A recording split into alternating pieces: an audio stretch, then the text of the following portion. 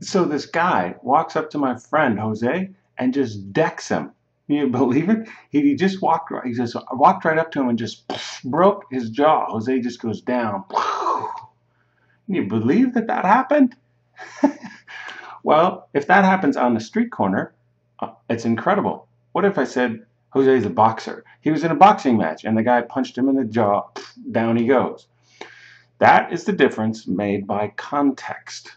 Got the same behavior, but two different contexts. One on the street, one in a boxing match. I think Jose's kind of asking for it, don't you? So that's one of the main things that get missed. To me, this is the elephant in the room. Let's just take for batting practice, since that's been big for me here lately with my son.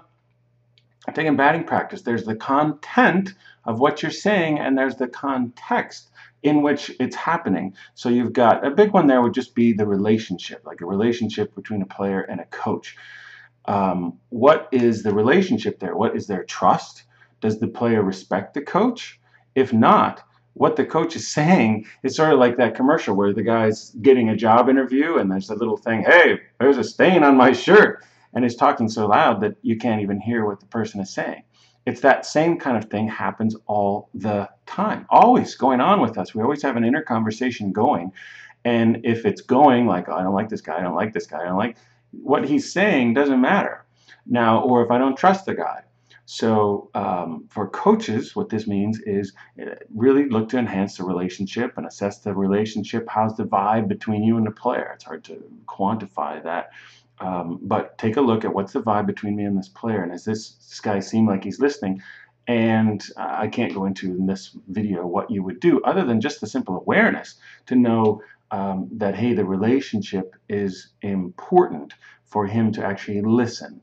I might have great content, but if the relationship isn't there, then it's not going to happen. For a player, this is huge. Your responsibility is your own state.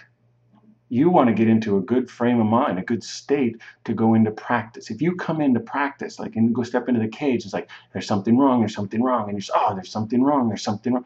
If your context is there's something wrong, then you can't do something right. And you're going to have all kinds of tension in your body as you're practicing. You got to step the right way. I got to get my work on that step. Come on, it's got to get it right.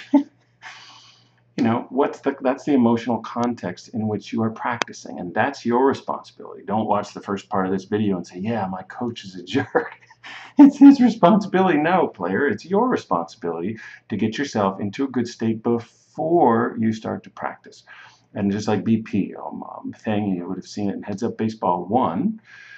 Working on it. As soon as I stop this, I'll be on to Heads Up Baseball 2. It's going really well. It's very exciting stuff. But we talked about prepare to hit. Don't hit to prepare.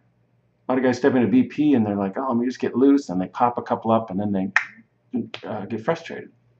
So don't be like that. Get into a good emotional state, mentally prepare before you even step in, before you go to your lesson, all that. Our emotions, our own emotions, are our responsibility. That is the cornerstone of the mental game, is that you are responsible for your feelings and your thoughts, just like I am for mine. And that's playing big today.